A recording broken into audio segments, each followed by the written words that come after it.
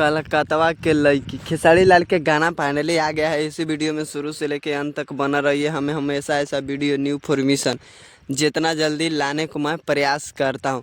खेसारी लाल के गाना आज ही आया है, जिस गाना के नाम है कलकतवा के लईकी। कलकतवा के लईकी एक गाना तो ज़बरदस्त और बवाल भोजपुरी इंडस्ट्री में मचा के रख देंगे। जब खेसारी लाल कोई भी गाना लेके आते हैं तो भोजपुरी इंडस्ट्री में हिला के रख देते हैं।